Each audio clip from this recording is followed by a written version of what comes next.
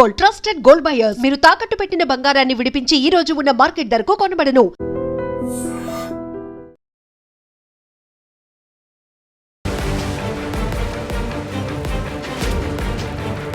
నమస్కారం, welcome to iDream media. నేను మీ సంగీత. ఈ మధ్యకాలంలో ఎక్కువగా చూసుకుంటే పిల్లల పైన వీధి కుక్కల దాడి అనేది ఎక్కువగా జరుగుతుంది. ఈ రోజు కూడా మనం చూసుకుంటే 2 న్యూస్లు విన్నాం. పిల్లలు ఒంటరిగా వెళ్తున్నప్పుడు కుక్కలు అటాక్ చేయడము, చాలా డీప్గా కూడా ఒక పాప ఫేస్ పైన కూడా డీప్గా కూడా గాయం అవ్వడము, తను తీసుకెళ్లేసి ఒక ప్రైవేట్ హాస్పిటల్లో జాయిన్ చేయడం, ఇదంతా కూడా జరిగింది. అయితే మనం దీనిపైన ఒక్కసారి లీగల్గా మాట్లాడుకున్నట్లయితే పూర్తి బాధ్యత అంతా కూడా ఇది ఎక్కువగా మున్సిపాలిటీ, అదేవిధంగా జిహెచ్ఎంసీ అధికారులు ఎక్కువ దీనిపైన చర్యలు తీసుకోవాల్సి ఉంటుంది. ఎక్కడ వీధి కుక్కలు అనేది ఎక్కువగా ఉన్నాయి, వాటి వల్ల ప్రజలకు ఎలాంటి ఇబ్బందులు ఉన్నాయి అనేది వారు గ్రహించాలి. గ్రహించిన పక్షంలో వాటిని ఎక్కడికి తీసుకువెళ్ళాలి, లేదంటే వాటికి ఏదైనా ఏర్పాటు చేయాలా, ఒక షెల్టర్ లాంటిది అనేది కూడా పూర్తి స్థాయిలో వాళ్ళకి ఒక అవగాహన ఉంటుంది. దానికి కొన్ని ఇన్స్ట్రక్షన్స్ కూడా ఉంటాయి. అయినప్పటికీ కూడా ఇలాంటివి పాటించకుండా ఎక్కువగా ఎనిమల్కి సంబంధించిన యాక్టివిస్టులు కానివ్వండి, వాళ్ళు కానివ్వండి, ఈ మధ్య సుప్రీంకోర్టులో కూడా ఒక దానిపైన వాదన వస్తే పెద్ద ఎత్తున కూడా నిరసనలు ఇవన్నీ వెల్లువెత్తిన టైంలో ఈ వీధి కుక్కల విషయంలో ఎక్కువగా ఇన్వాల్వ్ అవ్వకుండా వదిలేయడం అనేది జరగడంతో ఇప్పుడు పిల్లల పైన దాడులు ఎక్కువగా మనం చూస్తూ ఉన్నాం. అయితే దీనిని మనం కనుక చూసుకుంటే దీంట్లో ఎక్కువగా కొత్త చట్టము 2023లో ఏదైతే వచ్చిందో బిఎన్ఎస్ ప్రకారంగా 106 అంటే క్రిమినల్ నెగ్లిజెన్సీ కింద కూడా కేసు ఫైల్ అవుతుంది. దాంతోపాటు బిఎన్ఎస్ 117, 118 అంటే ఎప్పుడైతే అటాక్ జరుగుతుందో గాయాలు ఎక్కువ తీవ్ర స్థాయిలో అయినా, లేదంటే ఇన్డెప్త్గా లోపలికి వెళ్ళిపోయి వారికి చాలా ఎక్కువగా రక్తం వచ్చేలాగా కానివ్వండి, ఇలాంటివి జరుగుతూ ఉంటాయి కదా. దాని ప్రకారంగా ఈ 2 సెక్షన్స్ కూడా అప్లికబుల్ అయ్యే ఛాన్సెస్ ఉంటాయి. దీంట్లో చూసుకుంటే 10 సంవత్సరాల వరకు జైలు శిక్ష, దాంతోపాటు ఫైన్ విధించే అవకాశాలు అయితే ఉంటాయి. ఇకపోతే అక్కడి నుంచి ఎప్పుడైతే వీళ్ళంతా కూడా సరిగ్గా పట్టించుకోకుండా ఇలా వదిలేశారు కాబట్టి ఈ సెక్షన్స్ ఉంటాయి కదా. దీని నేపథ్యంలో అక్కడ కొన్నిసార్లు 1-2 డాగ్స్ మాత్రమే బైట్ చేసి దాడికి పాల్పడుతూ ఉంటాయి, లాగుతూ ఉంటాయి, చర్మం లాగేస్తూ ఉంటాయి, ఇలాంటివి జరుగుతాయి కదా. దాని నేపథ్యంలో కూడా కేసు సెక్షన్స్ అట్రాక్ట్ అవుతాయి. పోలీసులకు ఇన్ఫర్మేషన్ ఇవ్వాల్సి ఉంటుంది. దాంతోపాటు ఇమీడియట్గా పిల్లల్ని దగ్గరలోని హాస్పిటల్స్కి తీసుకెళ్ళాలి. అక్కడికి వెళ్ళిన తర్వాత కంపల్సరీగా హాస్పిటల్ యాజమాన్యం కూడా రిజెక్ట్ చేయడానికి లేదు. పిల్లలను తీసుకొచ్చిన వెంటనే మేము పట్టించుకోము, కుక్కలు దాడి చేశాయి కదా, ఖచ్చితంగా మళ్ళీ ఇది పోలీస్ కేసు అవుతుంది అని చెప్పేసి అనడానికి లేదు. వాళ్ళు ఖచ్చితంగా వాళ్ళు మెడికల్ దాని ప్రకారంగానే కేసును అనేది ఫైల్ చేయాల్సి ఉంటుంది. దాంతోపాటు పోలీసులకు వారు ఇన్ఫర్మేషన్ ఇవ్వాలి. ఇలా వీధి డాగ్స్ ఏవైతే ఉన్నాయో దాని వల్ల ఇలాంటివి జరిగాయి అని చెప్పేసి వారు పోలీసులకు ఇన్ఫర్మేషన్ ఇస్తే వాళ్ళు వచ్చేసి వాళ్ళు ఒకటి రిటర్న్గా రాసుకుంటారు. రాసుకున్న తర్వాత దాన్ని వాళ్ళు పూర్తి స్థాయిలో చూస్తారన్నట్టు. ఇకపోతే ఏదైతే ఎనిమల్ బైట్ అది ఏదైతే ఉంటుందో ప్రోటోకాల్, దాని ప్రకారంగా కూడా వాళ్ళ ఆ ప్రోటోకాల్ కంపల్సరీగా హాస్పిటల్ యాజమాన్యం పాటించాల్సి ఉంటుంది. ఇక రెబీస్ వ్యాక్సిన్ ప్రోటోకాల్ కూడా ఖచ్చితంగా పాటించేసి వాళ్ళకి ఆ వ్యాక్సిన్ కూడా వేయాల్సి ఉంటుంది. ఇవన్నీ కూడా ఎవరి బాధ్యతలు వాళ్ళు సక్రమంగా నిర్వర్తించాల్సి ఉంటుంది. ఒకవేళ ఎక్కడ నిర్లక్ష్యం కనిపించినా సరే కంపల్సరీగా కేసు అనేది ఫైల్ అవుతుంది.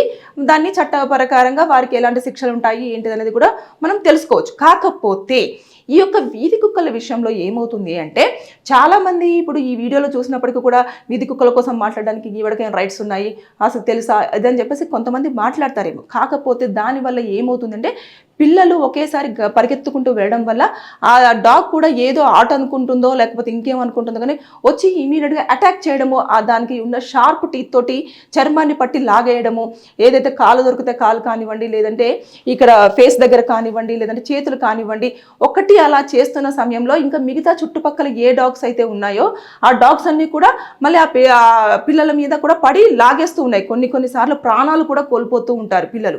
అంటే అంత సివియర్గా కూడా జరుగుతున్న కొన్ని సందర్భాల్లో సీసీ కెమెరా ఫుటేజ్ చూస్తే కానీ మనము తెలుసుకోలేని సిచ్యువేషన్లో కూడా ఉన్నాం. అంటే పిల్లవాళ్ళు అక్కడ చనిపోయి పడిపోయి ఉంటే అప్పుడు సీసీ కెమెరా ఫుటేజ్లో ఏం జరిగింది, ఇంత దాడి జరిగింది కదా అని చెప్పేసి అంటే అది ఏదైతే వీధి డాగ్స్ ఉంటాయో అవన్నీ కూడా 10ల సంఖ్యలో కూడా దాడులు చేసిన సందర్భాలు మనం చూసి ఉంటాం.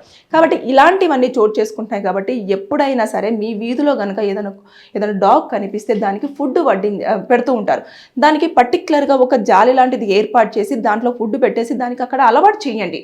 అందులో ఉండేలాగా, తర్వాత నెక్స్ట్ అలాంటివి ఏమన్నా ఎవరైనా జంతు ప్రేమికులు ఉంటారు కదా, వారికి ఏం జరగకూడదు, అవి కూడా మనలాగా మనుషులే కదా అని చెప్పేసి ఎవరైతే ఆలోచిస్తూ ఉంటారో వారు ఇలాంటివి జరుగుతున్నవి కూడా కొంచెం కన్సిడర్ చేసేసుకొని వాటికి ఎలాంటివి ఏర్పాటు చేస్తే ఇలాంటి దాడులు జరగకుండా అవకాశాలు ఉంటాయి, ప్రాణాలు కూడా నష్టపోకుండా ఛాన్సెస్ ఉంటాయి అనేది కూడా ఒక ఆలోచన చేయాల్సిన విషయం ఎంతైనా ఉంది. కాకపోతే దీనిపైన ఎన్నిసార్లు కోర్టులలో తీర్పులు వెలువడుతున్నా కూడా పెద్ద సంఖ్యలో ఎనిమల్ యాక్టివిస్టులు ఎవరైతే ఉన్నారో అవి మూగజీవాలు, వాటిపైన మీ యొక్క ప్రతాపం ఏంటి, అసలు ఎందుకని ఇలా చేస్తున్నారు, అవి చెప్పుకోలేవనే కదా అని చెప్పేసి ఏడుపులు, తర్వాత వీడియోలు, పర్సనల్ వీడియోలు చేసేసి ఇన్స్టాలో పెట్టడము, తర్వాత యూట్యూబ్లలో బైట్స్ ఇవ్వడము, ఇవన్నీ కూడా మనం చూస్తూ ఉన్నాం కదా. కాబట్టి దయచేసి నేను మాత్రము చెప్పేది ఏంటంటే శిక్షలు ఉంటాయి, కాకపోతే అక్కడ చిన్న పిల్లలు వాటిని అటాక్ చేసే టైంలో అవి ఒకేసారి గబాల్న మనమే పరిగెడుతూ ఉంటాం. ఇంత పెద్దగైనా మనమే ఒక డాగ్ మన వెంట వస్తుంది అంటే చాలా స్పీడ్గా పరిగెత్తడము, ఎక్కడికో వెళ్ళడం జరుగుతుంది. చిన్న పిల్లలు ఒక 2 years, 3 years, 5 years, 6 years వాళ్ళకి ఏం చేయాలో తెలియక దానికి బలైపోతున్నారు. కాబట్టి నేను చెప్పేది ఏంటంటే డాగ్స్ విషయంలో ఎంత జాగ్రత్తగా ఉంటే అంత మనకే మంచిది. లేకపోతే ఇలా పిల్లలపైన దాడులు చేసే అవకాశాలు ఉంటాయి. దీనిపైన చాలా పెద్ద ఎత్తున 2 versions కూడా కోర్టులలో వినిపిస్తున్నారు. కొంతమంది ఏమో వాటిని సంరక్షణ అయిన ప్లేస్లలో షెల్టర్లు ఏర్పాటు చేసి పెట్టండి, దీనివల్ల చాలా వరకు ప్రాణాలు పోతున్నాయి అని చెప్పేసి అంటారు. నిజంగానే చాలా లక్షలలో ప్రాణాలు పోతున్నాయి మొత్తం ఓవరాల్గా వరల్డ్ వైడ్ చూస్తే. అంటే వీధి కుక్కలు అంత దారుణమైన సిచ్యువేషన్లో ఉన్నాయి. షెల్టర్లకు పంపించేసి దానికి ఒక అకామిడేషన్ ఏర్పాటు చేసేసి ఫుడ్ అదంతా పెడతామన్నా కూడా దాన్ని అంటే తిరగనివ్వకుండా అలా బంధించడం ఏంటి అని చెప్పేసి కూడా క్వశ్చన్స్ వినిపిస్తున్నారు. కానీ ఇలాంటి మరి ప్రాణాలు పోయినప్పుడు ఏ గొంతు లేవదేంటి, ఎందుకు మాట్లాడరు? అంటే పిల్లవాళ్ళకు మనుషుల ప్రాణాలకు అంత విలువ లేదు, కానీ జంతువులను మాత్రం ఒక దాంట్లో పెట్టేసి వాటికి సంరక్షణగా ఏర్పాటు చేస్తాము అని చెప్పేసి అంటే మాత్రం దాని యొక్క ఏదైతే ఉంటుందో స్వేచ్ఛను హరించి వేయడము, దాని యొక్క ప్రైవసీని డిస్టర్బ్ చేయడము, ఇలాంటివన్నీ ఉంటాయి. కానీ ఇక్కడ మనుషులకు మాత్రం వాల్యూ లేకుండా పోతుంది ఈ మధ్య కాలంలో సొసైటీలో, కొంతమందిని చూస్తుంటే అనిపిస్తుంది. కాబట్టి పిల్లల విషయంలో ఇలాంటివి వీధి కుక్కల దాడులు ఎక్కువ జరుగుతున్నాయి. కాబట్టి తల్లిదండ్రులు మీరు కూడా అప్రమత్తంగా ఉండండి. ఏదైనా డాగ్ మీ వీధిలో ఎక్కువగా తిరుగుతుంది అన్నప్పుడు పిల్లల్ని ఒంటరిగా పంపించకండి బయటికి. ఒకవేళ వెళ్ళాలి అనుకున్నప్పుడు మాత్రం మీరు ఖచ్చితంగా వారి యొక్క ప్లేస్కి తీసుకెళ్లి డ్రాప్ చేసి మళ్ళీ పికప్ చేసుకునేలాగానే అబ్జర్వ్ చేయండి తప్పించి అలా వదిలేస్తే ఇలా దాడులు జరిగేసి అనర్థాలు జరిగే అవకాశాలు ఉన్నాయి. సో బీ అలర్ట్, కేర్ఫుల్గా ఉండండి. Thank you. And for more videos, Please subscribe to iDream. Please subscribe to iDream. Please subscribe iDream. And please subscribe to iDream. For more videos, subscribe to iDream. please like, share and subscribe to the channel. Congratulations, iDream. Subscribe to iDream. Subscribe to iDream. So subscribe to iDream Media. iDream ki iDream team andarki huge congratulations. Please subscribe iDream Media. Please subscribe to iDream. Subscribe iDream. Please subscribe to iDream.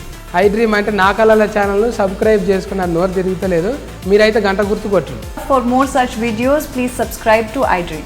Subscribe to iDream. Please subscribe to iDream. Please subscribe iDream Media. Please do subscribe to iDream. Please subscribe to iDream Media. For best entertainment and information, please subscribe iDream. And don't forget to subscribe to iDream.